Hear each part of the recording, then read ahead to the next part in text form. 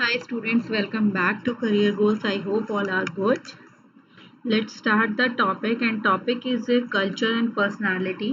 ये आपका एंथ्रोपोलॉजी की जो थ्योरीज वाले टॉपिक्स बचे हुए थे स्टूडेंट्स, ये उस टॉपिक का है कल्चर एंड एंथ्रोपोलॉजी। और लास्ट बात ये फर्स्ट एंड लास्ट आज जो है आपकी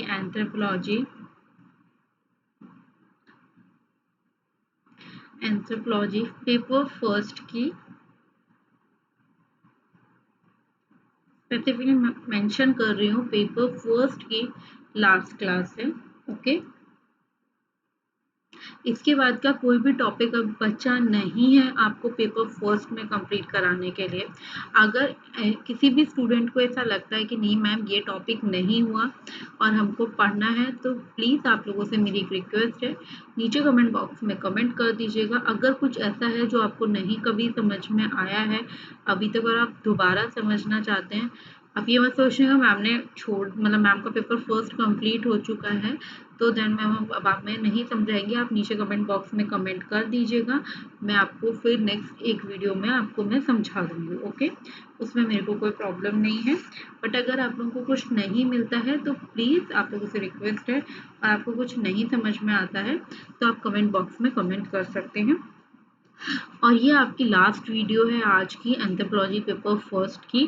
ठीक है, इसके बाद आपकी मेरी तरफ से कुछ नहीं बचा आपकी सिलेबस में, बट अगर आपको कुछ डाउट हो तो आप मेरे से पूछ सकते हो। ओके, तो आज का टॉपिक क्या है, culture and the personality, culture और पर्सनैलिटी के बारे में।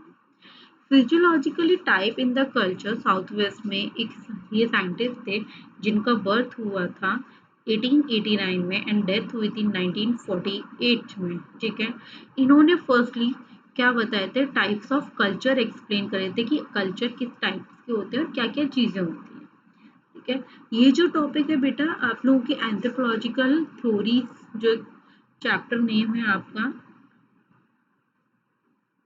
एंथ्रोपोलॉजिकल थ्योरीज, जो चैप्टर नेम है उसका टॉपिक है ये। Okay, firstly time and space, sorry, first is time and space based on the field. जो भी आपका साउथ वेस्ट का फील्ड था उसके बेस पे है। दो डिफरेंट वेज अराइव हुए at the value of existence. ठीक है, वो दो वेज क्या थे, ये फर्स्ट इज पोलिनिया एंड, ठीक है, the birth of this rooted in the Greek mythology. Position क्या है, society choose the culture out of full range of the human variability. हाँ, सेकंड थिंग, ये आज की क्लास में यही टॉपिक नहीं होगा, बहुत सारे टॉपिक्स हैं जो मैं आज आपके इसी क्लास में जो है कंप्लीट कराऊंगी। हो सकता है ये सेशन थोड़ा लंबा भी चला जाए, बट मोस्टली आज जितना भी छोटा छोटा पार्ट बचा है आपका हर चीज़ का, वो मैं एक ही आपके आज की क्लास में सारे कंप्लीट करवा दूंगी, क्योंकि उसके बाद फिर क्लास इस टॉपिक से रिलेटेड तो नहीं होगी। ठीक है, और फिर पेपर फर्स्ट भी कंप्लीट हो जाएगा। वो बात अलग है कि आपको कुछ समझ में नहीं आ रहा है और वो आप मुझसे अलग से पूछना है, वो चीज़ अलग है, बट मेरी तरफ से सब चीज़ें कंप्लीट हो जाएंगी। ठीक है, एक क्वेश्चन आता है, why the society choose one type of culture. ऐसा क्यों है कि सोसाइटी जो है एक ही टाइप का कल्चर चूज करती है, and how does it transfer to the next generation. ठीक है, तो discipline of the school is the first thought. ठीक है, physiological anthropology, but in the constant जैसे कल्चर इवोल्यूशन होना, इंस्पायर्ड होना किससे, कल्चर रिलेटिविज्म से, किसमें, इन रिस्पॉन्स टू वेस्टर्न इथ्रोसेंट्रिज्म। ये सारी चीज़ें मैंने आपको करवाई हैं।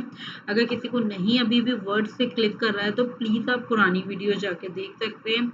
कल्चर रिलेटिविज्म जो है एंड वेस्टर्न इथ्रोसेंट्रिज्म जो है, ये सारी चीज़ें मैंने आपको कंप्लीट कराई हैं। Culture are integrated, dominated by the single dominant trait. Even the use of the drugs fit in the Pulin word view. ठीक है, कल्चर जो होते हैं वो बहुत ज़्यादा हार्ड है कि हम उनको कैसे एक्सप्लेन करें। हर कल्चर का जो अपना एक खुद का एक अलग पैटर्न है, एक अलग व्यू है। ठीक है, individual need society for your individuality and दो society need the individual in order to survive, adjust to crisis and the changes.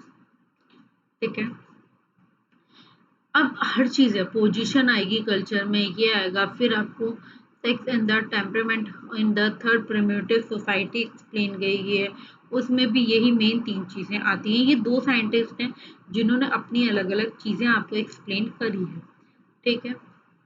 इसमें क्या बोला इन्होंने कि कोई फिनोमेना नहीं है जिसके ऊपर हम कोई रीज़न दे सकें या हम कुछ भी एब्ज़ॉर्ब कर सकें, ऑब्ज़र्व कर सकें, ठीक है? Point out the distortion in the data to the culture, national, and the logical. Instead of dance done with the live rattlesnake is not a static, it is a high objectical observation and the matter of the interpretation. Example are the rather common reader now without its impact to the audience. जो भी कोई audience है उस पर कोई impact नहीं डालता है. This also help build the case of the acceptance. इसका क्या काम है कि जितने भी इसके केस ऑफ एक्सेप्टेंस है उसको बिल्ड करने में हेल्प करता है, जितने भी कल्चर हैं, और टॉलरेंस करता है वैल्यूज की, ठीक है। And she use the first person to show the view of anthropology. ये पहली एक लेडी, पहली एक औरत थी या पहला एक ऐसा इंसान था जिसने किसको क्या शो किया, किस चीज़ पे बढ़ावा दिया कि व्यू ऑफ एंथ्रोपोलॉजी, एंथ्रोपोलॉजी के व्यूज पे उन्होंने पहली अपनी बात बोली। ये जो साइंटिस्ट थे या जो ऑथर्स थे, बर्थ इज 1901 एंड इनकी डेथ हुई थी 1978, ठीक है। Birth date is 1991 and death date is 1978, ठीक है। ये याद रखना, इन दोनों साइंटिस्ट का या ये दोनों एंथ्रोपोलॉजिस्ट का birth and death,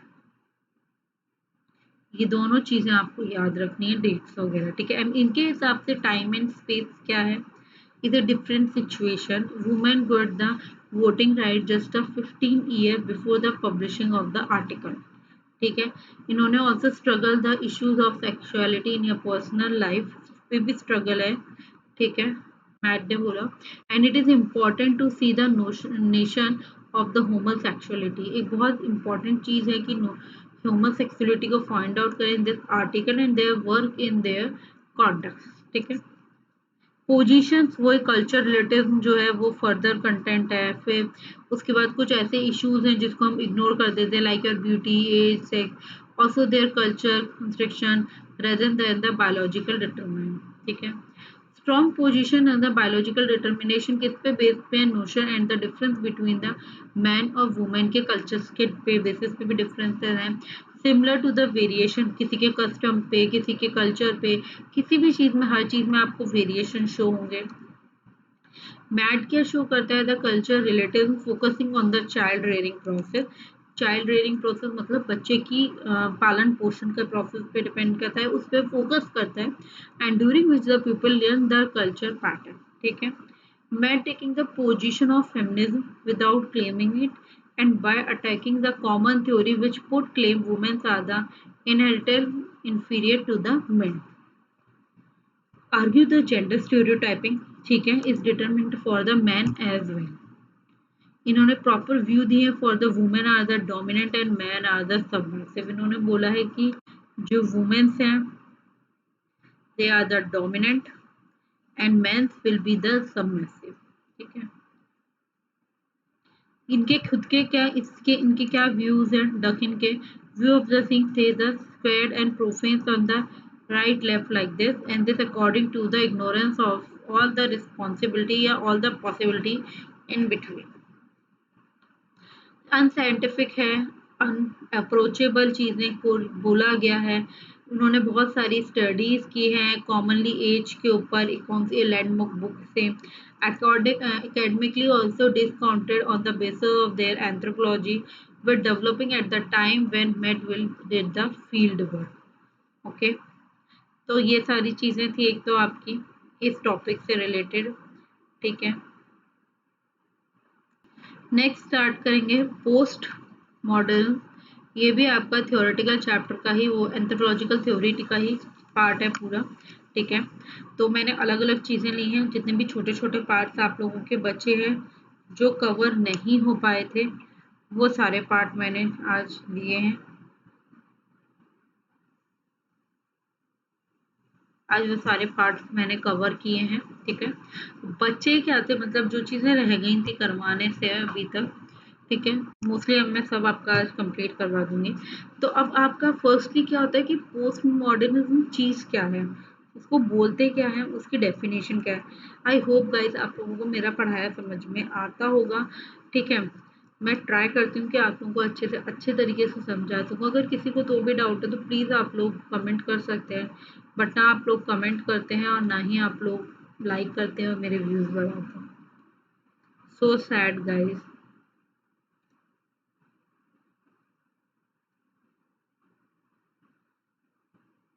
post modern क्या is the line late of the 20th century style. जब 20th century का लेट था, the concept in the art agriculture and creative the represented departure from the modern. ये जो इतना भी culture थे या जो कॉन्सेप्ट है आर्ट से लेकर, आर्ट को लेकर या फिर किसी भी चीज़ को बनाना, बिल्डिंग्स बनाने को कल्चर, जो भी चीज़ें कॉन्सेप्ट है किसको रिप्रेजेंट करते थे, ये मॉडर्निज्म को रिप्रेजेंट करते थे, डिपार्चर फ्रॉम द मॉडर्न, ठीक है। And it is a heritage journal, this trust of the great theory and ideologies as well as the problematic relationship with any notion of the art. Firstly ये तो एक definition थी या dictionary meaning था जिसको मैंने आपको बताया। अब मेन है कि मीनिंग क्या है पोस्ट मॉडर्निज्म का। ये क्या है, नंबर ऑफ ट्रेड और मूवमेंट इन द आर्ट।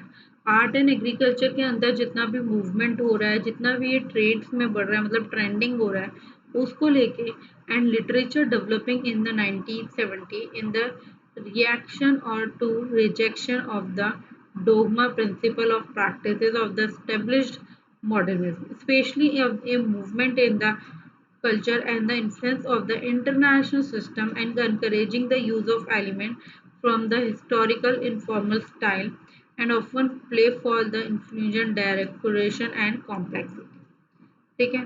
समझ में आ गया, किस चीज़ को डेवलप करना, उसके नंबर ऑफ ट्रेड्स की मूवमेंट को इंक्रीज करना, ठीक है, चीज़ों का डेवलप होना, चीज़ों का रिजेक्शन भी होना, ठीक है। फिर जितने भी अपने हम ये सब चीज़ें कैसे इन्फ्लुएंस हुए, हम इंटरनेशनल स्टाइल जितनी भी थी उससे उन्होंने हमने एनकरेजमेंट लिया, हम उनसे इन्फ्लुएंस हुए। फिर हिस्टोरिकल इंफॉर्मेशन स्टाइल जो है and often the playful influence, उनकी डायरेक्टोरेशन, उनकी कॉम्प्लेक्सिटी, ठीक है। हिस्ट्री क्या कह सकते हैं, ये टर्म जो फर्स्टली यूज हुआ था अराउंड 1870 में यूज किया गया था। बहुत सारे एरियाज में ये टर्म जो है 1870 में यूज हुआ था बच्चों। फॉर एन एग्जाम्पल किसने यूज किया था, जॉन चैम्पन ने। इन्होंने कहा था a post modern style of painting to get a beyond the French passions, ठीक है। ऐसे उसके बाद थॉम्पसन ने कहा 1984 में कि आर्टिकल में लिखा था उन्होंने आर्टिकल में ये वर्ड जो था वो यूज किया था पोस्ट मॉडर्निज्म, जो डिस्क्राइब करता है कोई भी चेंज या change of attitude and brief of criteria of the religion, ठीक है।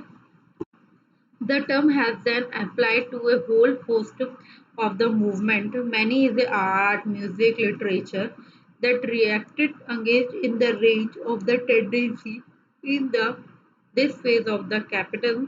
इसको हम मॉडर्निज्म बोलते हैं, and they are the typically marked by the historical elements and the technique.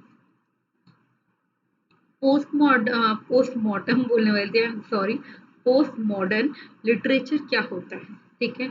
इसे literature characterize by the heavy और टेक्निक लाइक ए फ्रेगमेंटेशन हो गया, मतलब ये बहुत हैवी करेक्टराइजेशन है या heavy reliance on the technique of like fragmentation है, पैराडॉक्स हो गया, क्वेश्चनेबल हो गया, ये सब चीज़ें इसमें आती हैं। And is often defined A style of trend, आपकी जितना भी स्टाइल ऑफ ट्रेंड है मर्ज इन द पोस्ट, जैसे world war second era, sorry, postmodern work has seen as a reaction against the Enlightenment thinking and modernized approach to the literature, ठीक है। उसके बाद main हर चीज की अपनी कुछ कैरेक्टरिस्टिक्स होती हैं, वो क्या क्या है। पहला की प्लेफुलनेस एंड ब्लैक, ठीक है। सेकेंड इंटरटेक्चुअलिटी, ठीक है। Third is metafiction, fourth is historical graphical, and fifth is a distortion, ये कुछ कैरेक्टरिस्टिक्स हैं। बाद में ये सारी भी कैरेक्टरिस्टिक हैं। मिनिमाइज करना, मैक्सिमाइज करना, टेको कल्चर होना, मैजिकल होना, पार्ट किसी भी चीज़ में पार्टिसिपेशन करना। ठीक है, अब मैं आपको उसके बाद मेन जो चीज़ है आपका कि मॉडर्निज्म क्या है और पोस्ट मॉडर्निज्म का डिफरेंस क्या है, वो मैं आपको एक्सप्लेन करूंगी।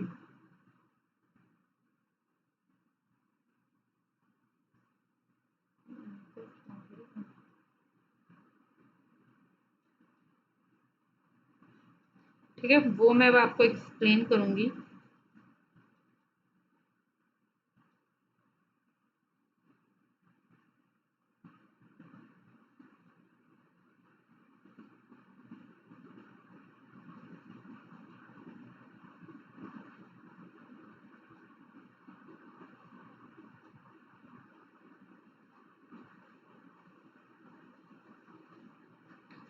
तो first is modernism and second is post modernism. बच्चे, मॉडर्निज्म जो स्टार्ट हुआ था वो 1819 से स्टार्ट हुआ था till in the 1945।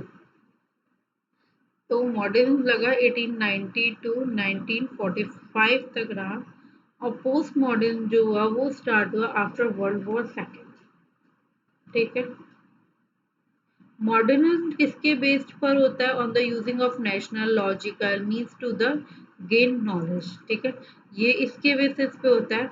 And post modernism जो है वो सारी लॉजिकल थिंकिंग की जो एप्लीकेशंस होती हैं उस पर रिलायबल होता है या उस पर वर्क करता है। ठीक है, modernism is it was the characteristics by which the organized and determined nature of the knowledge। और ये किस चीज़ पे बेस्ड है? जितना भी अनडिटरमाइंड स्टेट ऑफ नॉलेज होता है उसके बेस्ड पे बेस्ड है। ठीक है, मॉडर्निज्म क्या अप्रोच वाज है? Objectical, theoretical and analytical. And post modernism जो है वो किस चीज़ पे बेस्ड ऑन है? Only objectical. तो ये याद रखना कि मॉडर्निज्म जो है वो थ्योरेटिकल, ऑब्जेक्टिकल एंड एनालिटिकल पे बेस्ड है। एंड पोस्ट मॉडर्न जो है वो ओनली सब्जेक्टिवली अप्रोचेस पे बेस्ड रहता है। ठीक है, नेक्स्ट जो है modern is the thinking about the search of the abstract truth of the life. ठीक है, और पोस्ट मॉडर्निज्म में ऐसा कुछ भी नहीं है, नो यूनिवर्सल ट्रुथ, ऐसा कुछ भी थिंकर्स नहीं है एंड ऐसा कुछ भी बिलीव आउट नहीं है। ठीक है, मॉडर्निज्म जो है वो अटेम्प्ट करता है to construct a modern view. और पोस्ट मॉडर्निज्म जो है वो अटेम्प्ट करता है the remove the difference between high and लो।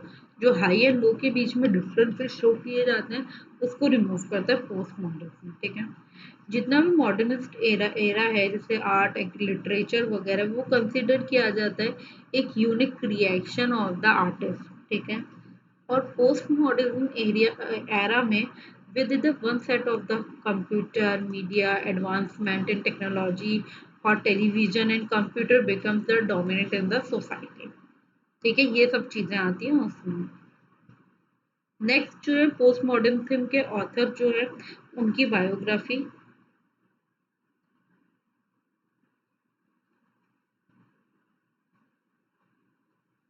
ठीक है,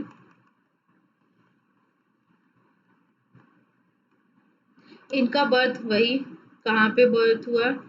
यूनाइटेड स्टेट, नवंबर में इनका बर्थ हुआ था। नवंबर इज 11 नवंबर 1922 को इनकी डेथ हुई 2007 में। ओ माय गॉड, मेरा मैं मतलब पैदा हो गई थी तब मरे थे। ठीक है, इस family was hit very hard by the depression. ठीक है, ही enrolled at the university in 1940 and under the pressure of his father के pressure and the elder brother के प्रेशर की वजह से इन्होंने केमिस्ट्री एंड बायोलॉजी की स्टडी की। He enlist in the US army in 1943। ठीक है, 44 में उनकी मदर जो है डेथ हो गई। किसकी वजह से? Overdosing on the sleeping pills, सोने की दवाइयाँ बहुत ज़्यादा खाने की वजह से उनकी मदर की डेथ हो गई मई 1944 में। दिसंबर 1944 में, ठीक है, was captured in the battle। ठीक है, he was held in the PW in the this। ठीक है, was few very few survivor। 1945 में ही return to the US and उन्होंने फिर मैरिज करी। Is a high school girlfriend, उनकी हाई स्कूल की गर्लफ्रेंड थी, उसके साथ उन्होंने वो मैरिज करी। ये उनकी बायोग्राफी थी, कब उनका बर्थ हुआ। देन उनकी फैमिली डिप्रेशन में चली गई। थर्ड, उन्होंने अपनी पढ़ाई के प्रेशर में और के स्ट्रेस में आके कंप्लीट करी। देन उन्होंने आर्मी ज्वाइन करी, फिर उनकी मदर की डेथ हो गई। देन उसके बाद जो भी उनकी कंडीशन हुई है 1945 में, मई 1945 मीन्स एक 1 year after your mother death उन्होंने जो है अपनी मैरिज कर ली। अब उनके कुछ कोट्स हैं, वो मैं आपको बता देती हूँ। उनके कोट्स हैं, we must be careful about what we pretend to be. Next, another flaw is the human character is not that is that the everybody want to build and nobody want to the maintenance. Of course, it is a exhausting having to reason all the time in the universe, which has not mean to the reasonable. ठीक है। Post dominant work में कौन कौन साथ में थे? This, इनकी भी डेथ हो गई। Slater house 5, house of leaves, ठीक है, इनका तो आपको बताया मैंने। ब्रेकफास्ट ऑफ चैंपियंस, जॉर्ज, ठीक है, थॉमसन, जॉब्सन एंड थॉमस, ठीक है, विलियम्स, डेविड फॉस्टर, ठीक है, अमेरिकन फिजो, इज ईस्टर्न इलिस, ये सारे थे जिन्होंने आपकी ये सारी चीज़ें पोस्ट मॉडर्निज्म जो एक्सप्लेन किया। मेन साइंटिस्ट ये थे जिन्होंने, ये ऑथर थे पोस्ट मॉडर्निज्म के। बेटा मैंने आपको इस पोस्ट मॉडर्निज्म की फर्स्टली डेफिनेशन बताई, देन मैंने आपको मीनिंग बता दिया, फिर आपको हिस्ट्री एंड उसका literature and characteristic and main उसके डिफरेंसेस। जो मेन साइंटिस्ट थे या मेन जो ऑथर थे उनके, फर्स्टली तो मैं उनको ऑथर बोलेंगे, आई एम रियली सॉरी कि मैंने साइंटिस्ट बोला। जो ऑथर थे, ऑथर की बायोग्राफी मैंने आपको एक्सप्लेन कर दी। तो आई थिंक पोस्ट मॉडर्निज्म में इससे ज़्यादा कि आपको कोई भी नीड नहीं है, सिंगल नीड नहीं है आपको इसमें इससे ज़्यादा कुछ भी पढ़ने की। जो टॉपिक है वो एक, वो भी वही आपका थियोरटिकल वाला एग्रीकल्चर, वो सॉरी एंथ्रोपोलॉजिकल थ्योरी जो है, उसमें से ही मैंने सारे टॉपिक आज आपको करवाए हैं। ठीक है, तो एक आपका ये टॉपिक था चिलफोर्ड का, मैं आपको बता देती हूँ एक बार।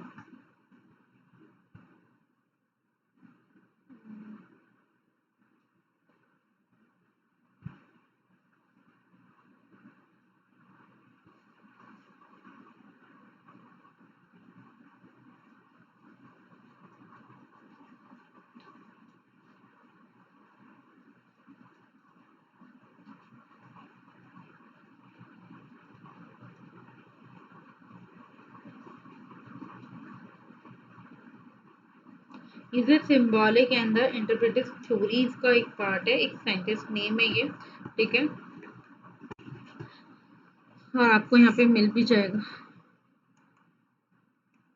Interpretive theory of the culture, ठीक है, ये साइंटिस्ट नेम है, ये कैसे डिफाइन हुआ है, क्या चीज़ है, वो उसका बैकग्राउंड क्या है, वो सब मैं आपको बताती हूँ।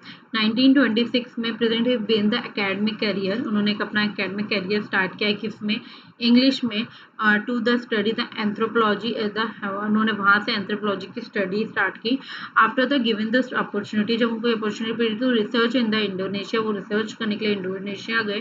देन उन्हें एग्रीकल्चर इसके बारे में पढ़ा लिखा। And there the two type of Indonesian agriculture, there is the graphical notion and there is the agri historical development. दो टाइप्स क्या मिली, एक तो इनको geographical notion location, geographical location, and second is a historical development. His most work has been in the area of a ethnographical study, especially to the research to conduct the culture या Indonesian island पे जिन्होंने अपने research work conduct करी।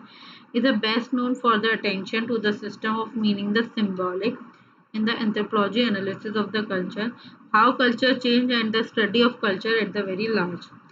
First thing description में क्या आएगा, it's a term जो किसने दी एंड उन्होंने डिस्क्राइब किया and can be broken down as a follow. Social anthropology is based on the ethnography, किस चीज़ पे बेस करती है, मेन इनका वर्क क्या है कि स्टडी करना कल्चर के ऊपर। Culture in the term is based of the symbol, culture किसके बेस पे, ये टर्म किसके बेस पे हुआ है, एक सिंबल के टर्म बेस पे, and the guide the community behaviour. Symbols जो होते हैं वो कंटेन करते हैं meaning for the role and which play the pattern behaviour of social life. This because of the intertwined nature of the culture, और behaviour they can be study separately, इसलिए इनको जो हम सेपरेटली जो है कभी भी नहीं पढ़ सकते। हम जब भी किसी भी कल्चर को एनालाइज करते हैं तो क्या डेवलप करते हैं या क्या चीज हमारे माइंड में डेवलप करते हैं, एक culture with a detail with a native thing they can be help us. Things description is developed by looking at the both whole culture and the part of the culture। जो भी thick का description है, जो भी responsible है anthropological theory के लिए, वो यही है। ठीक है। और जो थिक डिस्क्रिप्शन है is the interpretation of the native are thinking made of the outsiders who can not think like a native. ये एक एग्जाम्पल है जो डिस्कस करता है किसके बीच का डिफरेंस, ब्लिंक एंड विंग के बीच के डिफरेंस को डिस्कस करता है। ब्लिंक जो है इज ए इनोवेटरी ट्विस्ट, ठीक है। Another wing is a signal to the friends, while the physical movement involved in each are the identical and each has a distinct meaning. As anyone unfortunately enough to have had to first taken for the second homes। ठीक है। ये object क्या है, ethnographical object है to define the arcane of the culture criteria. The thick description therefore is the description of the particular form of communication जो use किया जाता है। ठीक है।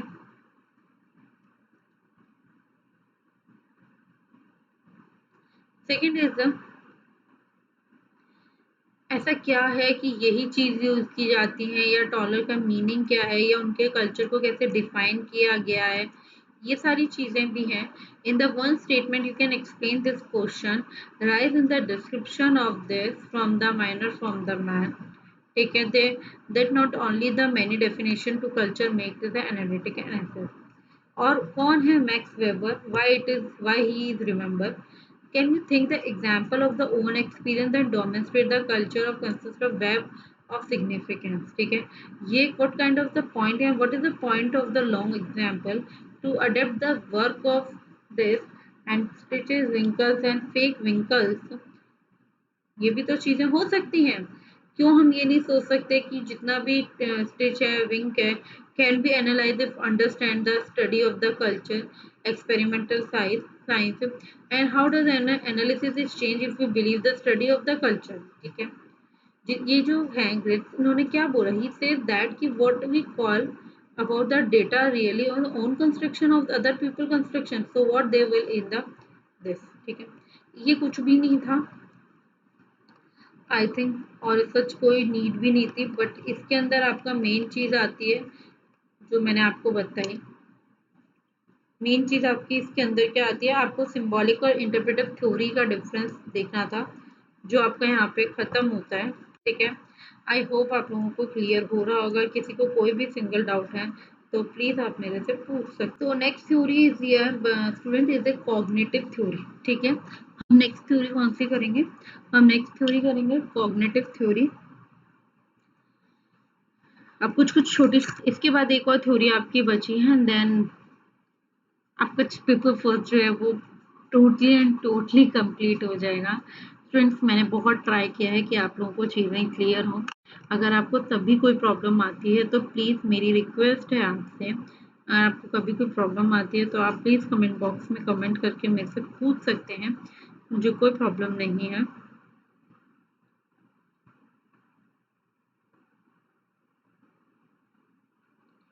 ठीक है।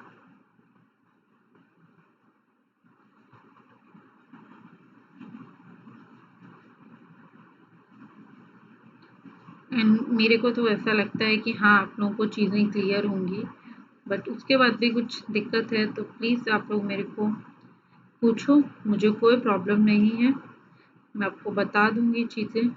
ठीक है।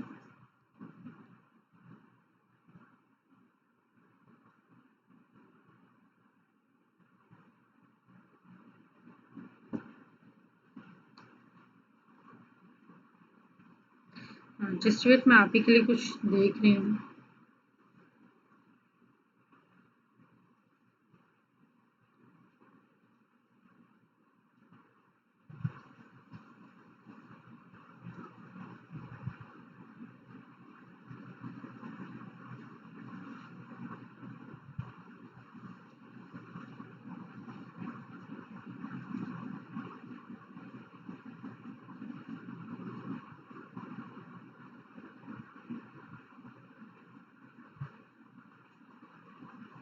ठीक है।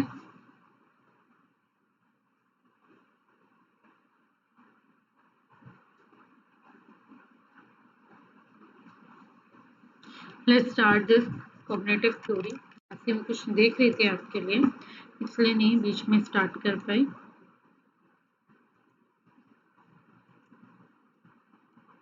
What is the cognitive theory and across the 4 decades। ठीक है, ज़्यादा बड़ी थ्योरी नहीं है गाइस, छोटी ही थ्योरी है, हर चीज़ छोटा रखा है, ज़्यादा बड़ा नहीं रखी गई है।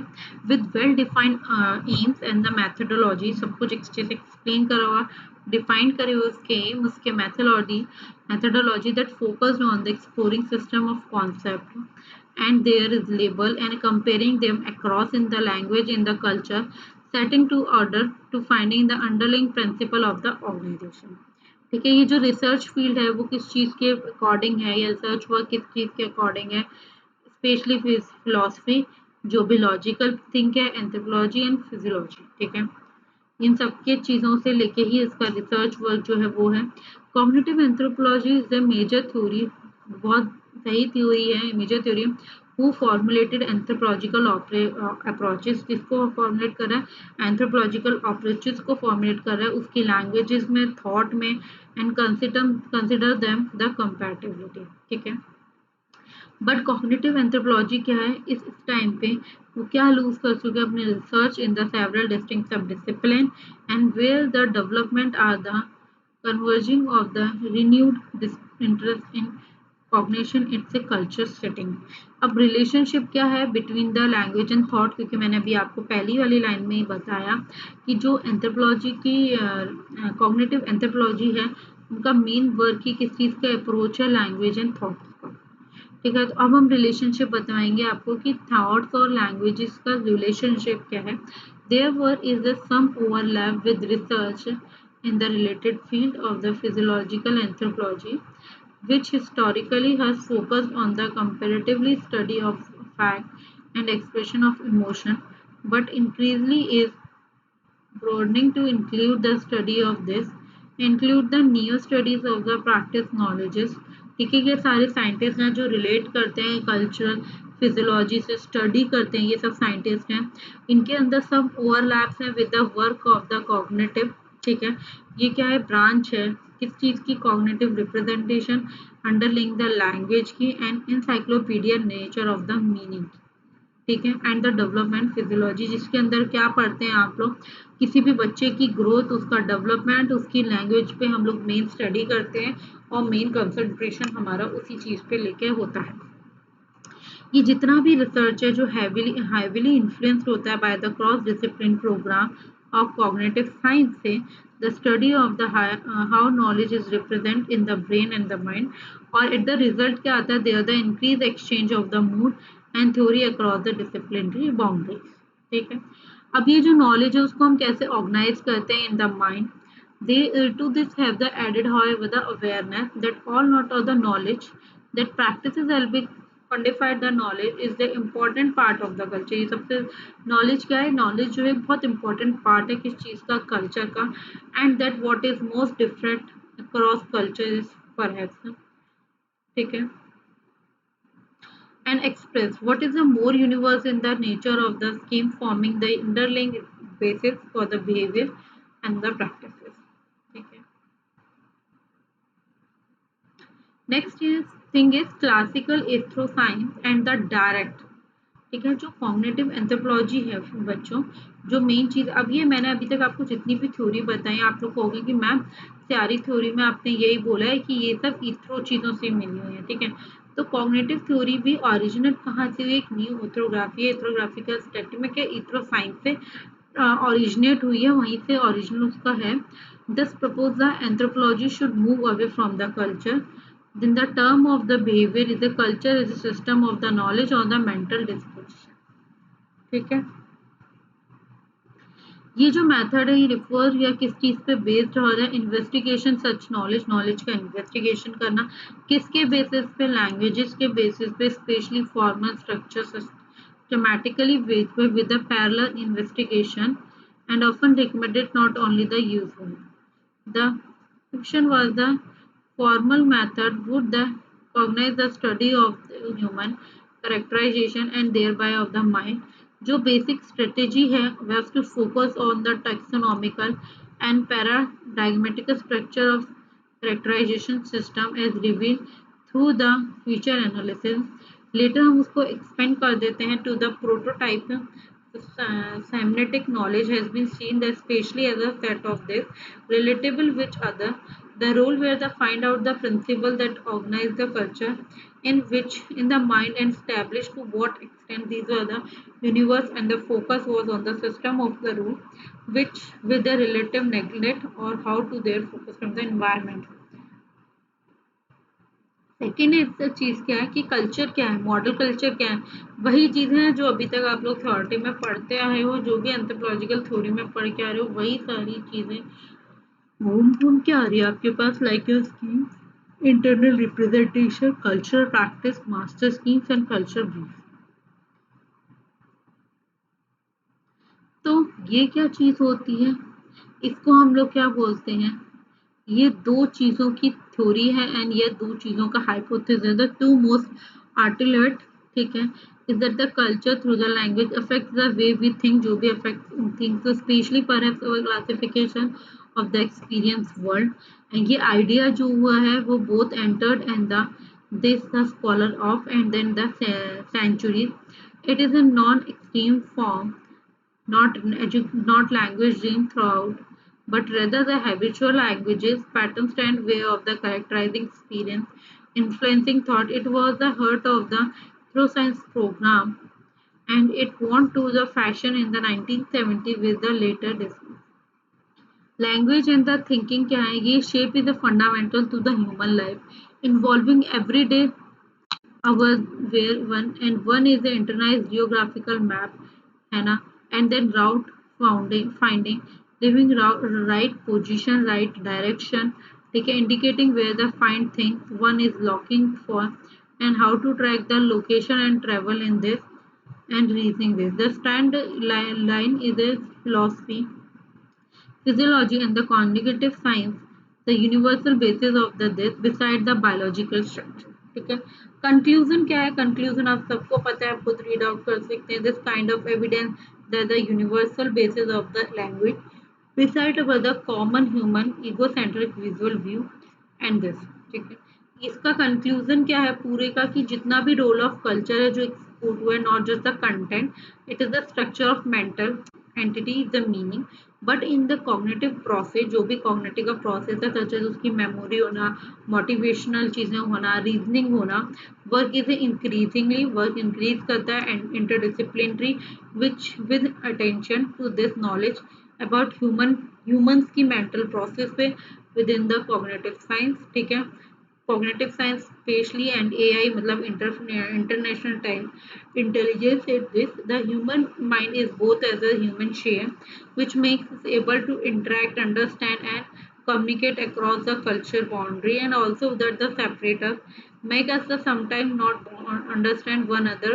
It is the study of the structure and process which create the these two sides of the same coin. They will take the cognitive anthropology forward into the future, ठीक है। ये सारा था गाइस आपके कॉग्निटिव थ्योरी से related, ठीक है। I hope आप लोगों को यहाँ पे ये चीज़ समझ, आई थिंक आपको कॉग्निटिव वाला पार्ट सारा क्लियर हो गया होगा। अगर आपको कुछ क्लियर नहीं है तो वही मेरा हमेशा की सी बात कि अगर आपको कुछ क्लियर नहीं है तो आप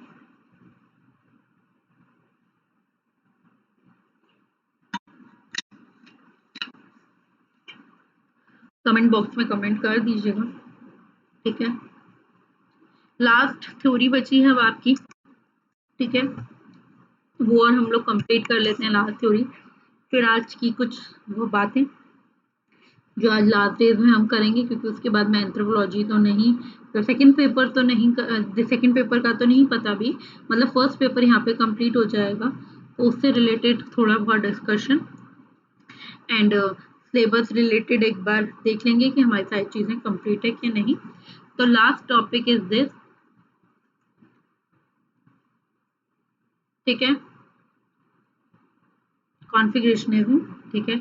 इसमें भी दो मेन स्टूडेंट्स थे, या मैं कहूँगी दो मेन साइंटिस्ट थे मेरे लिए, ये किस चीज से रिलेटेड है? ये सारी चीजें कॉन्फ्लिक्ट जो रिलेटेड है वो फंक्शनिज्म से रिलेटेड है.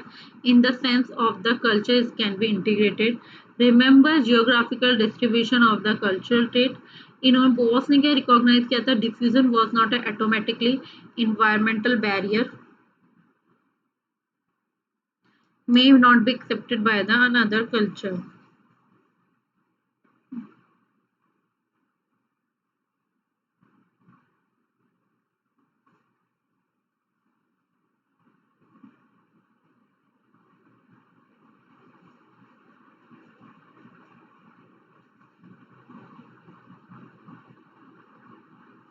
Just wait.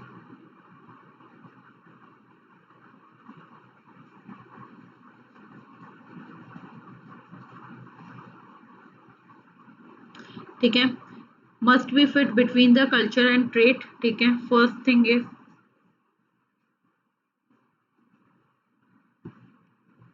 उसके बाद पैटर्न क्या है? Traits can be came from the any direction, किसी भी डायरेक्शन के हो सकते हैं. Spread cultural trait and uniquely pattern और इंटीग्रेटेड. ठीक है. Support view the biological does not determine the culture.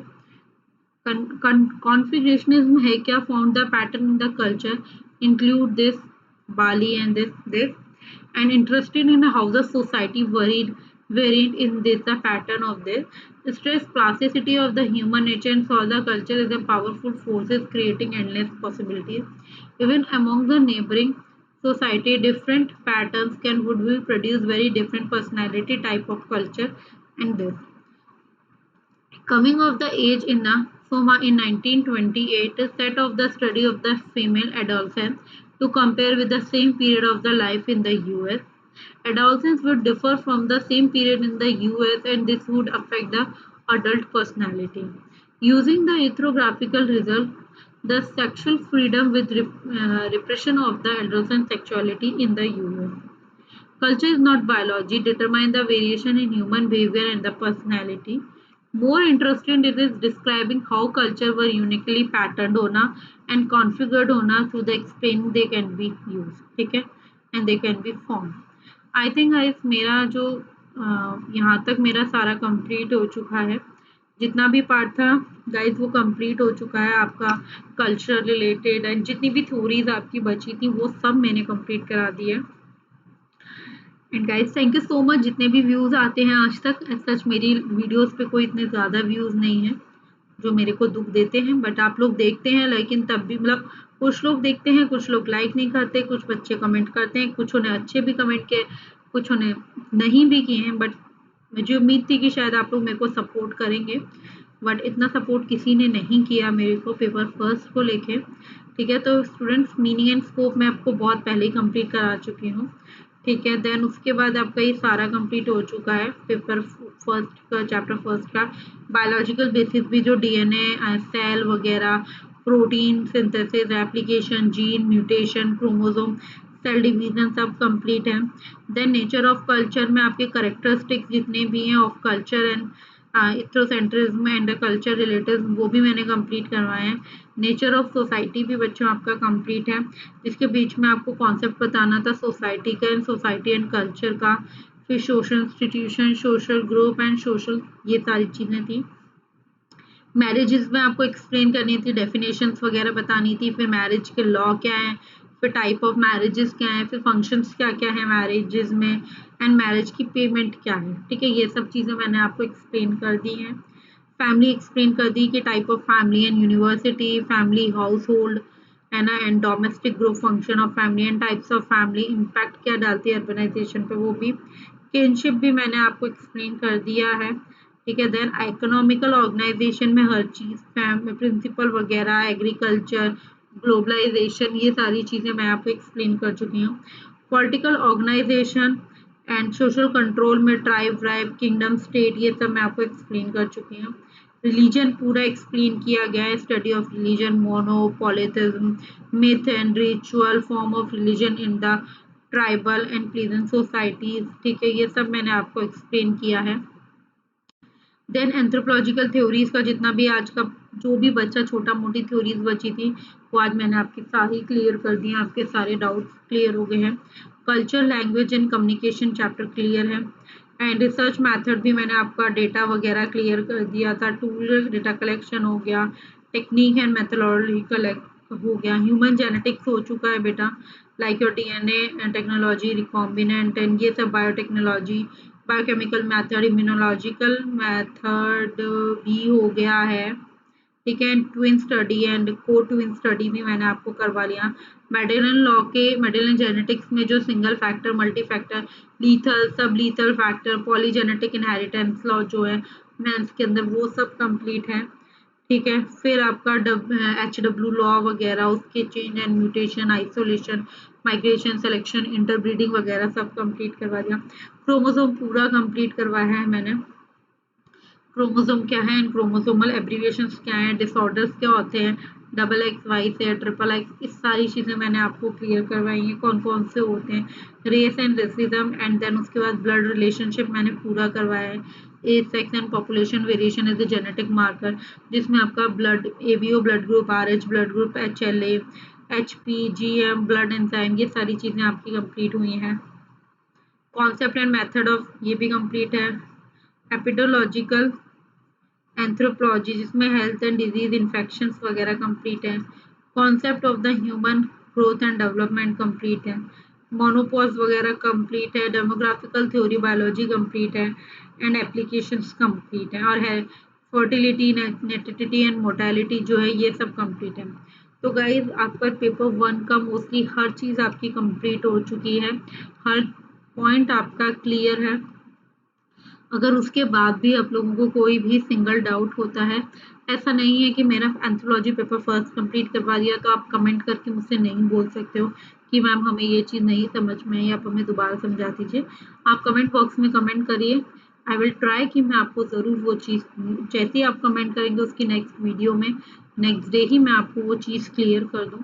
ठीक है, और अगर किसी को बायोलॉजिकल पार्ट में कोई भी दिक्कत हो तो आप इजीली मुझसे पूछ सकते हैं, मैं वो भी आपका फटाफट क्लियर करवा दूंगी, कोई प्रॉब्लम नहीं होगी। ओके गाइस, तो last day of anthropology paper first, ठीक है, आज लास्ट डे है।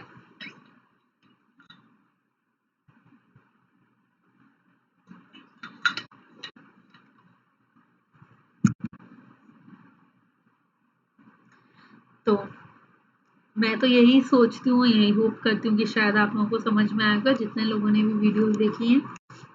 बट अगर किसी को तब भी नहीं है तो हाँ, अब मैं उससे ज़्यादा कुछ नहीं कर सकती, क्योंकि मैं तो आप लोगों के लिए PPT बनाती हूँ, देन आपको लाइन टू लाइन चीज़ें समझाती हूँ, चीज़ें पढ़ती भी हूँ आपके सामने, और आपको बोलती भी हूँ कि अगर आपको कुछ नहीं क्लियर है तो आप मुझसे इजीली पूछ सकते हैं। बट इससे ज़्यादा तो मैं और कुछ नहीं कर सकती। बट मैंने पूरा ट्राई किया है आपको पेपर फर्स्ट अच्छे से समझ में आ जाए। अगर तभी किसी को कोई प्रॉब्लम होती है तो प्लीज़, जो मैं आपको बार बार बोलती आई हूँ, कमेंट बॉक्स में कमेंट करिए, मेरे को कोई प्रॉब्लम नहीं है, कोई इशू नहीं है। बट ट्राई करती हूँ मैं जल्दी ही, अगर मेरे को टाइम मिलता है तो मैं जल्दी एक दिन लाइव आने की कोशिश करूँगी, या एग्जाम पेपर सॉल्विंग मतलब प्रीवियस ईयर क्वेश्चंस के लिए मैं एक दिन ज़रूर लाइव आऊँगी। और लाइव आने से पहले मैं आपको एक दिन पहले एक छोटी वीडियो बना के, ठीक है, मैं आपको व्हाट्सएप कर दूंगी। हाँ, ग्रुप लोग अपने चैनल पर ड्रॉप कर देंगे उसको, तो देन आपको पता चल जाएगा कि मैं किस दिन लाइव आ रही हूँ और मैं किस दिन पेपर सॉल्विंग सेशन रख रही हूँ। आई होप जिस दिन मैं लाइव आऊँगी उस दिन ज़्यादा लोग प्रेजेंट होंगे, जितने लोग व्यूज़ नहीं देते हैं या जो लोग क्लास अटेंड नहीं करते हैं। हाँ, इट्स वेरी पेनफुल कि आप लोग व्यूज़ देते, मतलब मेरी हर वीडियो पे मोस्टली 20-25 व्यूज़ हैं, it's very bad for me. ठीक है, क्योंकि व्यूज़ नहीं होते और मैं बहुत ट्राई करती हूँ बट तभी व्यूज़ नहीं आ रहे, it's very bad for me. ठीक है, बट ओके, मैं कभी होप नहीं खोती, हो सकता है आप लोगों ने एंथ्रोपोलॉजी में नहीं दिया या पेपर फर्स्ट में नहीं दिया तो कहीं और किसी और पेपर में या पेपर सेकंड में या कुछ भी XYZ में मुझे उतना प्यार मिलेगा शायद अपने व्यूअर से या अपने स्टूडेंट से। ठीक है, मेरे को तो यही होप रहेगा हमेशा, मैं तो पढ़ाती रहूँगी कुछ ना कुछ। ठीक है, बट प्लीज़ आप लोगों से रिक्वेस्ट है कि पेपर फर्स्ट पे फोकस करें अभी, जब तो आपका एग्ज़ाम भी पोस्टपोन्ड हो गया है। ठीक है, उसका एक वीडियो आपको शायद रमा मैम ने लास्ट 1 डे या 2 डेज पहले डाला था, आई थिंक परसों मैम ने डाला था। तो आपका पेपर तो वैसे भी पोस्टपोन्ड हो चुका है, तो अभी आपके पास और टाइम मिल गया है आपको पढ़ाई करने का और फोकस करने का, अपनी पढ़ाई पे। तो बस मेरी आपसे यही रिक्वेस्ट है कि अब आप लोग पढ़ाई पे ज़्यादा ध्यान दीजिए, आपको अपना जो प्रॉपर लॉकडाउन टाइम है उसको यूटिलाइज कीजिए अपनी पढ़ाई पे। और देन अगर आपको कोई डाउट और कोई इश्यूज रहते हैं पेपर से रिलेटेड, किसी भी टॉपिक रिलेटेड, तो प्लीज़ कमेंट बॉक्स में कमेंट कर दीजिएगा, ठीक है। बाकी तो आप सब जानते ही हैं, please like the video and share and subscribe my channel and please comment my in videos. मेरी वीडियोस पे ज़रूर कमेंट करिए अगर आपको कोई डाउट है, अगर अच्छा बुरा जैसा भी है प्लीज़ आप कमेंट ड्रॉप करें, ठीक है। Thank you so much student for watching this video and this lecture. I hope you enjoying my lectures and I hope you understand my lectures. Okay guys, thank you so much for watching. चलिए अब आज हमारी paper first का last day है, जो मेरी ये last video upload हो रही है पेपर फर्स्ट की, जो मेरी तरफ से आएगी। अगर उसके बाद आपका कोई डाउट आता है या आपका कोई इशू आता है तो फिर नेक्स्ट वीडियोस जो है वो आपके इशू और आपके डाउट्स पे की जाएंगी। बट मेरी ये लास्ट वीडियो है आज की पेपर फर्स्ट से रिलेटेड, ठीक है। आई होप आप मेरे को मेरी वीडियोस को ज़रूर लाइक करेंगे। इसको मैंने आपको आज बहुत सारी चीज़ें कंप्लीट करवाई है। चलिए okay bye and take care, शब्बा खैर।